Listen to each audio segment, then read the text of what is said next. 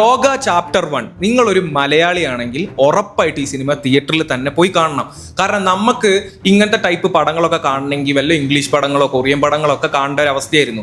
അതായത് മലയാളത്തിൽ ഒരു മാർവൽ മൂവി അല്ലെങ്കിൽ മലയാളത്തിൽ ഒരു അവഞ്ചേഴ്സ് ടൈപ്പ് അങ്ങനത്തെ അല്ലെങ്കിൽ എന്താ പറയുക വാമ്പയർ ഡയറീസ് അങ്ങനെയൊക്കെ പറയുന്ന പോലത്തെ നമ്മൾ ആ ഒരു ക്വാളിറ്റിയിൽ കാണുന്ന സിനിമ മലയാളത്തിൽ എടുത്താൽ എങ്ങനെ ഉണ്ടാവും? അത് കറക്റ്റായിട്ട് വൃത്തിക്ക് ഇതിന്റെ പിന്നിൽ പ്രവർത്തിച്ചിരിക്കുന്ന സിനിമാറ്റോഗ്രാഫർ ആണെങ്കിലും ഡയറക്ടർ ആണെങ്കിലും എഡിറ്റർ ആണെങ്കിലും ഇവർ മൂന്നും നല്ല വൃത്തിക്ക് പണിയെടുത്തിട്ടുണ്ട്. അതേപോലെ തന്നെ ആർട്ട് വർക്ക് ചെയ്ത ആൾക്കാർ, അതേപോലെ തന്നെ ഇതിന്റെ കോസ്റ്റ്യൂം അങ്ങനത്തെ കാര്യങ്ങളിലെല്ലാം സെറ്റ് ആയിട്ടുണ്ട്. ഞാൻ ഈ റിവ്യൂയിലൂടെ ഉദ്ദേശിക്കുന്നത് എനിക്ക് ഈ സിനിമ എത്രത്തോളം ഇഷ്ടമായി, അതേപോലെ തന്നെ ഇതിന്റെ പോസിറ്റീവ് ആയിട്ടുള്ള കാര്യങ്ങളും അതേപോലെ തന്നെ നെഗറ്റീവ് ആയിട്ടുള്ള കാര്യങ്ങളുമാണ്. അപ്പോൾ ഈ ചാനൽ നിങ്ങൾക്ക് ഇഷ്ടപ്പെടുകയാണെങ്കിൽ സബ്സ്ക്രൈബ് ചെയ്ത് വെക്കുക, ബെൽ നോട്ടിഫിക്കേഷൻ എനേബിൾ ചെയ്ത് വെക്കുക. ഈ സിനിമ എനിക്ക് ഇഷ്ടപ്പെടാനുള്ള കാര്യങ്ങൾ ഞാൻ ആദ്യം പറയാം. അത് ഞാൻ നേരത്തെ പറഞ്ഞ പോലെ തന്നെ ഒരു മലയാളം സിനിമയാണ് നമ്മളിത് കണ്ടുകൊണ്ടിരിക്കുമ്പോൾ നമുക്ക് തോന്നൂല. എനിക്ക് പലവട്ടം തോന്നി ഇത് എന്താണ് ഇങ്ങനെ ഭയങ്കരമായിട്ടുള്ളൊരു ക്വാളിറ്റി ഭയങ്കരമായിട്ട് ചേഞ്ച് ആയതുപോലെ. അതായത് നമ്മൾ ഇന്നേ വരെ കാണാത്ത ഒരു മലയാളം സബ്ജക്റ്റാണ്. മലയാളത്തിൽ അങ്ങനത്തെ ഒരു സിനിമ ഇതിനു മുമ്പ് ഇറങ്ങിയിട്ടില്ല.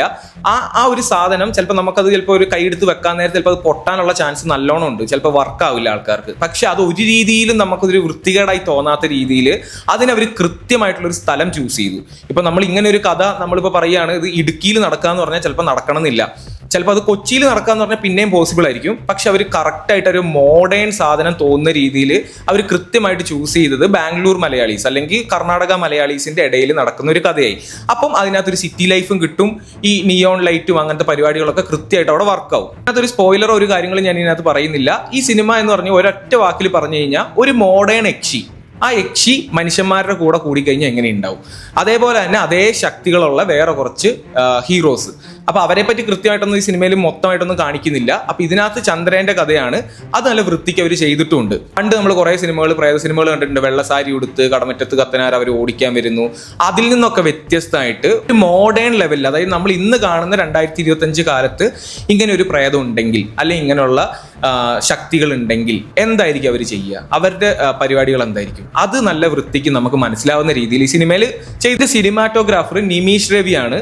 പുള്ളി ചെയ്തു വെച്ചേക്കുന്ന ക്യാമറ വർക്ക് അത് ശരിക്കും പറഞ്ഞു കഴിഞ്ഞാൽ ഒരു ഇന്റർനാഷണൽ ലെവലിലുള്ളതാണ്. അപ്പൊ പുള്ളിക്ക് ഒരിക്കലും അത് ഒറ്റയ്ക്ക് ചെയ്യാൻ പറ്റുന്ന കാര്യമില്ല. അതിനകത്ത് ഉറപ്പായിട്ടും ഡയറക്ടറിന്റെ നല്ല രീതിയിലുള്ള സ്കില്ലുണ്ട്. പക്ഷെ എന്തായിരുന്നാലും പുള്ളി ചെയ്തേക്കുന്ന കാര്യങ്ങൾ അടിപൊളിയാണ്. ചമൻ ചാക്കോയാണ് ഇതിന്റെ എഡിറ്റർ. ഇപ്പൊ ഇതിനകത്തൊരു ഫോർ എക്സാമ്പിൾ സ്പോയിലർ ഒന്നും അല്ല, നമ്മൾ അതിനകത്തൊരു റെസ്റ്റോറൻറ്റിൽ നിന്ന് ഒരു ഉപ്പ് വീഴുന്ന സീനുണ്ട്. ആ ഉപ്പ് ഇങ്ങനെ സ്പ്രെഡായിട്ട് അതിന്റെ കട്ട് കൊടുത്തേക്കുന്നത് പിന്നെ ആകാശത്തെ നക്ഷത്രങ്ങളാണ്. പിന്നെ ഓപ്പറേഷൻ തിയേറ്ററിലുള്ള 4 ലൈറ്റുകൾ നമുക്ക് കാണാൻ പറ്റും. വട്ടത്തിന്റെ ഇതിനകത്ത് 4 ലൈറ്റുകളാണ് ഓപ്പറേഷൻ തിയേറ്ററിൽ വരിക. ആ ലൈറ്റിൽ നിന്ന് അതൊരു മധ്യത്തിൽ നമ്മൾ ഇങ്ങനെ ഐസ് ഇട്ട് വെക്കുന്ന പോലത്തെ ഒരു ഇതിലേക്ക് ട്രാൻസ്ഫോർമേഷൻ നടത്തുകയാണ്, അതായത് ട്രാൻസിഷൻ കൊടുത്തേക്കാണ്. അതൊക്കെ ഭയങ്കര സ്മൂത്തായിട്ട് അടിപൊളിയായിട്ട് എഡിറ്റ് ചെയ്തിട്ടുണ്ട്. അത് ഈ സിനിമയ്ക്ക് ഒരു ഇന്റർനാഷണൽ ലെവലിലേക്ക് പോകുന്നതിന് സിനിമാറ്റോഗ്രാഫറും അതേപോലെ തന്നെ എഡിറ്ററും വലിയ പങ്ക് വഹിച്ചിട്ടുണ്ട്. ഡയറക്ഷൻ ഡൊമിനിക് അരുൺ, പുള്ളി ഇതിനെല്ലാത്തിനെയും കോർഡിനേറ്റ് ചെയ്ത് അടിപൊളിയായിട്ട് ആ സിനിമ ചെയ്തിട്ടുണ്ട്. അതിനകത്ത് ഇപ്പം നമുക്ക് നോക്കാൻ നേരത്ത് നമുക്ക് കാണാൻ പറ്റും ഒരു മോഡേൺ ഒരു പ്രേതത്തിന്റെ കഥയാണ്, അല്ലെങ്കിൽ എന്താ ഒരു മോഡേൺ ഒരു സൂപ്പർ ഹീറോ. പക്ഷെ പണ്ട് ഉണ്ടായിരുന്ന ശക്തി മോഡേൺ കാലത്തിലേക്ക്, അതായത് നമ്മുടെ ഈ ഒരു സമീപകാലത്തിലേക്ക് വന്നു കഴിഞ്ഞാൽ എങ്ങനെ ഉണ്ടാവും എന്നാണ് കാണിക്കുന്നത്. അപ്പൊ അതിനകത്ത് ഡ്രസ്സിങ്ങിലാണെങ്കിലും അവിടെ കൊടുക്കുന്ന ലൈറ്റിങ്ങിലാണെങ്കിലും എല്ലാം അടിപൊളിയാണ്. അതുകൊണ്ട് തന്നെ ആർട്ട് വർക്ക് ചെയ്ത ടീമും കോസ്റ്റ്യൂമും, അതായത് ഓരോ ആൾക്കാർക്ക് കൊടുത്തേക്കുന്ന കോസ്റ്റ്യൂംസ് ആണെങ്കിലും അത് പക്കാ നമുക്ക് നല്ല രീതിയിൽ ഇഷ്ടപ്പെടുന്ന രീതിയിലാണ്. അതായത് എനിക്ക് ഭയങ്കരമായിട്ട് ഇഷ്ടപ്പെട്ടു. ബാംഗ്ലൂർ മലയാളികളുടെ ഒരു രീതിയിലാക്കി കഴിയാൻ നേരത്ത്, ബാംഗ്ലൂർ അല്ലെങ്കിൽ കർണാടക കുറെ സിറ്റി ആ ഒരു വൈബിൽ പിടിക്കാൻ നേരത്ത് ഇവരുടെ കോസ്റ്റ്യൂംസ് ആണെങ്കിലും ആ മോഡേൺ കാര്യങ്ങളാണെങ്കിലും ഇന്ന് ഇന്ത്യയിൽ കൂടുതൽ ആ കഥ സിമ്പിൾ ആയിട്ട് പറയാൻ സഹായിക്കുന്ന ഒരു ലൊക്കേഷൻ ബാംഗ്ലൂർ തന്നെയാണ്. അപ്പൊ അതുകൊണ്ട് തന്നെ നൈറ്റ് ലൈഫ് കാണിക്കുന്ന സമയത്ത് കുറെ നിയോൺ ലൈറ്റുകളും അതേപോലെ തന്നെ അവർക്ക് ആ കോസ്റ്റ്യൂമിന് ചേരുന്ന രീതിയിലുള്ള കാര്യങ്ങളൊക്കെ ആ സിനിമയിലേക്ക് കൊണ്ടുവരാൻ പറ്റും. കോസ്റ്റ്യൂമിന്റെ കാര്യം പറയുമ്പോൾ നമ്മൾ പല ട്രെൻഡുകളും ഇന്നത്തെ കാലത്ത് നമ്മൾ കാണാറുണ്ട്. പക്ഷെ ഈ കാര്യങ്ങളൊന്നും സിനിമകളിൽ വരാറില്ല. പക്ഷെ ഇതിനകത്തെ ഡ്രസ്സിങ് സ്റ്റൈലും കണ്ണടകളും അങ്ങനത്തെ കാര്യങ്ങളൊക്കെ എന്താ പറയുക, നമ്മൾ ഈ ഒരു ഇപ്പോഴത്തെ ഒരു ടൈമിൽ ആൾക്കാർ യൂസ് ചെയ്യുന്ന, നമ്മുടെ ചെക്കന്മാരൊക്കെ യൂസ് ചെയ്യുന്ന ആ ഒരു ലെവലിലേക്ക് നല്ല വൃത്തിക്ക്, അത് പക്ഷെ അലമ്പായിട്ടൊന്നല്ല, ഓരോരുത്തർക്കും ചേരുന്ന രീതിയിൽ ഇവരുടെ കോസ്റ്റ്യൂം ആണെങ്കിൽ എല്ലാ കാര്യങ്ങളും സെറ്റ് ചെയ്തിട്ടുണ്ട്. പിന്നെ അതേപോലെ തന്നെ ഒരു ബാംഗ്ലൂർ നടക്കുന്ന കഥ അല്ലെങ്കിൽ ബാംഗ്ലൂരിൽ നിന്നൊക്കെ കേൾക്കുമ്പോൾ നമ്മൾ എല്ലാ സിനിമകളിലും കാണുന്നത് ബാംഗ്ലൂർ ഫുള്ള് പ്രശ്നമാണ്, ബാംഗ്ലൂർ മൊത്തം കഞ്ചാവാണ്, MDMA ആണ് ഈ സിനിമയിലും പറയുന്നുണ്ട്. പക്ഷെ ഭയങ്കരമായിട്ടൊരു നെഗറ്റീവ് ഉണ്ടാക്കാത്ത ബാംഗ്ലൂരിന്റെ ഒരു അറ്റ്മോസ്ഫിയറും അവിടുത്തെ നൈറ്റ് ലൈഫും അവിടുത്തെ ഒരു ഗെറ്റ് ടുഗദറും അവിടുത്തെ ഫ്രണ്ട്ഷിപ്പും ആ കാര്യങ്ങളൊക്കെ കുറച്ചും കൂടി റിയലിസ്റ്റിക് ആയിട്ട് ഇതിനകത്ത് കാണിച്ചിട്ടുണ്ട്. ഒരു ഫാന്റസി ഫിലിം ആയിട്ട് പോലും അതിനകത്ത് ആ ഒരു ലൈഫ് സ്റ്റൈലും കാര്യങ്ങളും കുറച്ചും കൂടി റിലേറ്റബിൾ, അതായത് കുറച്ചും കൂടി എന്താ പറയുക, നമുക്കത് റിയൽ ആണെന്ന് തോന്നുന്ന രീതിയിൽ കാണിക്കുന്നുണ്ട്. ഭയങ്കരമായിട്ട് കുറേ പബ്ബോ അങ്ങനത്തെ കാര്യങ്ങളൊന്നും അല്ല, അവിടെ സാധാ മലയാളികൾ എന്താ പറയുക സപ്ലി അടിച്ചിരിക്കുന്ന ഒരു ടൈപ്പാണ്. ഈ സിനിമ ചാപ്റ്റർ 1 പുള്ളി തുടങ്ങി വെച്ചേക്കുന്ന ജസ്റ്റ് എന്താ പറയുക ഒരു ബിഗിനിങ്. അത് നിങ്ങൾക്ക് ഈ സിനിമ കാണുമ്പോൾ മനസ്സിലാവും. കുറേ ക്യാരക്ടേഴ്സ് ഉണ്ട് ഈ സിനിമയിൽ. ശരിക്കും ചന്ദ്രനെയാണ് കൂടുതലായിട്ട് ഇതിനകത്ത് കാണിക്കുന്നത്, പക്ഷെ എത്രയോ പേര് ഇതിനകത്ത് കാണിക്കുന്നുണ്ട്. ഇവർക്കൊക്കെ ഓരോ കഥകളുണ്ടാവും.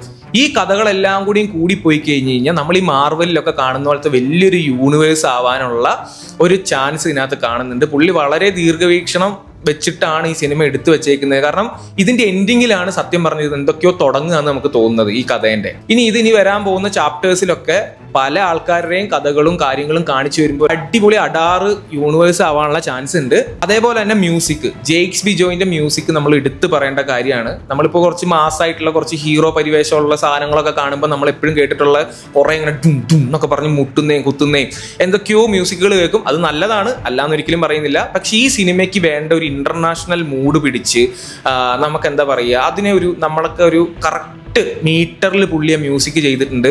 മ്യൂസിക് ഒന്നും പറയാനില്ല, അടിപൊളിയായിട്ട് കമ്പോസ് ചെയ്ത് കറക്റ്റ് കാര്യങ്ങൾ ചെയ്ത് പുള്ളി ആ പരിപാടി ഭംഗിയായിട്ട് ചെയ്തിട്ടുണ്ട്. എനിക്ക് ഭയങ്കര ഇഷ്ടമായി പുള്ളീൻ്റെ മ്യൂസിക്. കുറച്ച് ക്യാമിയോസ് ഉണ്ട്. നമുക്ക് കാസ്റ്റിംഗ് ലിസ്റ്റ് ഇറങ്ങിയ സമയത്ത് നമുക്ക് അറിയായിരുന്നു ടൊവിനോ ഉണ്ട്, അതേപോലെ തന്നെ സണ്ണി വെയിൻ ഉണ്ട്, ദുൽഖർ ഉണ്ട് എന്നൊക്കെ പറയുന്നുണ്ടായിരുന്നു. ആ കാര്യങ്ങളെല്ലാം കറക്റ്റായിട്ട് അവിടെ തന്നെ ഉണ്ട്. അതിനകത്ത് ഏറ്റവും ഇമ്പോർട്ടൻ്റ് ആയിട്ട് ടൊവിനോൻ്റെയാണ്. അതെന്ന് പറഞ്ഞാൽ ദുൽഖർ കൊള്ളില്ല എന്നല്ല, ടൊവിനോന്റെ ക്യാരക്ടർ നമ്മൾ ഇന്നേ വരെ കാണാത്ത ഒരു ടൊവിനോ, അല്ലെങ്കിൽ ഇന്നേ വരെ കാണാത്ത ഒരു മലയാള നടൻ. പുള്ളീൻ്റെ ഡിഫറെന്റ് ആയിട്ടുള്ള ക്യാരക്ടേഴ്സിനെ ചൂസ് ചെയ്യാനുള്ള പുള്ളീൻ്റെ താല്പര്യവും പുള്ളീൻ്റെ ആ ഒരു റിസ്ക് എടുക്കാനുള്ള മനോഭാവം തന്നെയാണ് പുള്ളി ആ ക്യാരക്ടറിനെ സെറ്റാക്കി വെച്ചേക്കുന്നത്. കാരണം എന്താ പറയുക, അതൊരു പ്രത്യേകതരം ക്യാരക്ടറാണ്. നമ്മൾ ഇംഗ്ലീഷ് സിനിമകളിൽ മാത്രം കണ്ടു വന്നിട്ടുള്ള ഒരു ടൈപ്പ് ഓഫ് എന്താ പറയുക, ഇതിന് എന്ത് ടൈപ്പാണ് എനിക്ക് പറയേണ്ടതെന്ന് അറിയില്ല. നിങ്ങൾ കണ്ടാലേ നിങ്ങൾക്ക് അറിയുള്ളൂ. നിങ്ങൾക്ക് അത് ഇഷ്ടപ്പെടും എന്നുള്ള കാര്യത്തിന് എനിക്ക് 100% ഉറപ്പാണ്. നമ്മൾ പ്രതീക്ഷിക്കാത്ത നേരത്ത് പുള്ളി അവിടെ വരുന്നു, എന്തൊക്കെയോ ഒരു കാര്യങ്ങൾ കുറച്ച് പേരം കാട്ടിക്കൂട്ടുന്നു, പുള്ളി എന്നിട്ട് പുള്ളീൻ്റെ പാട്ടിന് പോകുന്നു. നമ്മൾ ഈ സിനിമേൻ്റെ എൻഡിങ് എത്തിക്കഴിയുമ്പോൾ നമ്മൾ എണീറ്റ് പോകരുത്. ഞാൻ കയറിയ തിയേറ്ററിലാണെങ്കിൽ ലൈറ്റ് ഇട്ടായിരുന്നു. അതിൻ്റെ ഫുള്ള് താങ്ക്സും ആ കാര്യങ്ങളും എൻഡിങ് കഴിഞ്ഞിട്ട് നമ്മുടെ ഒരു നല്ലൊരു ക്യാമിയോ റോൾ വരും. അത് നിങ്ങൾക്ക് ഉറപ്പായിട്ടും ഇഷ്ടപ്പെടും. അതാരാന്ന് നിങ്ങൾക്ക് അറിയായിരിക്കും, എന്നാലും ഞാൻ അയാളുടെ പേര് ഞാനിവിടെ പറയുന്നില്ല.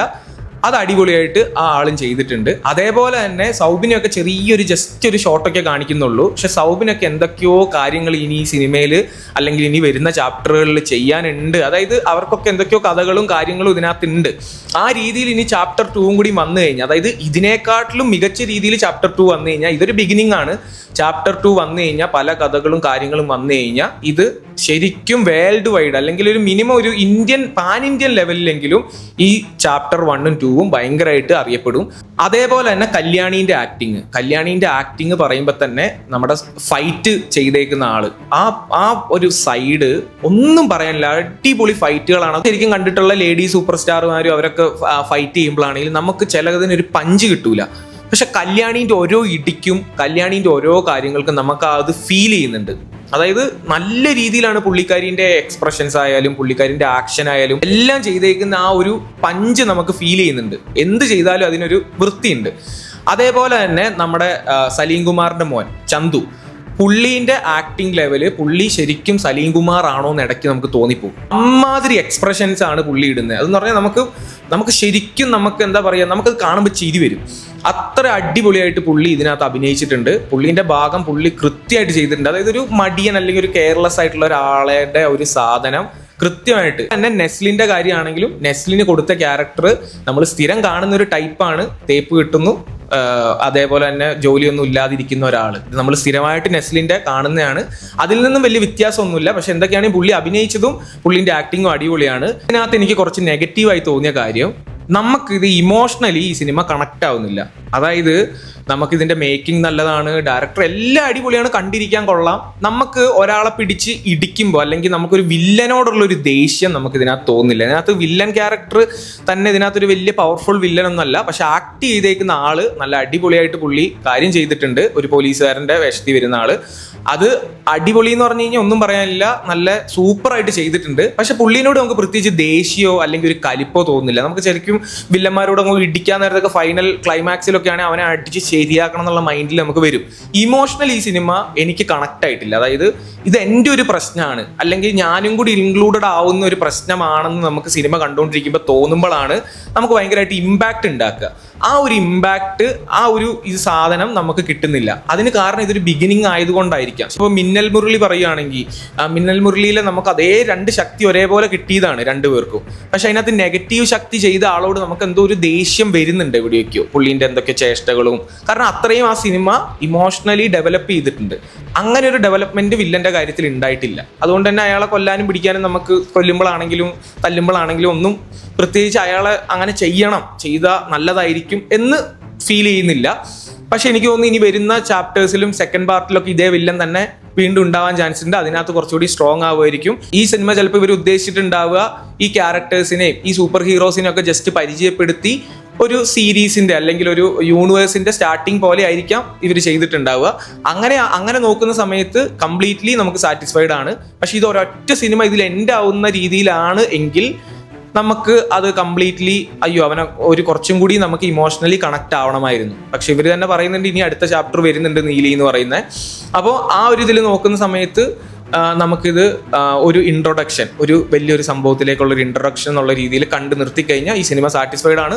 ഉറപ്പായിട്ടും തിയേറ്ററിൽ പോയി കാണാം. ഇഷ്ടപ്പെടുന്ന ഒരു സിനിമയായിരിക്കും. വീഡിയോ ഇഷ്ടപ്പെട്ടിട്ടുണ്ടെങ്കിൽ വീഡിയോ ലൈക്ക് ചെയ്യുക. അതേപോലെ തന്നെ ചാനൽ സബ്സ്ക്രൈബ് ചെയ്ത് വെക്കുക, നോട്ടിഫിക്കേഷൻ എനേബിൾ ചെയ്ത് വെക്കുക.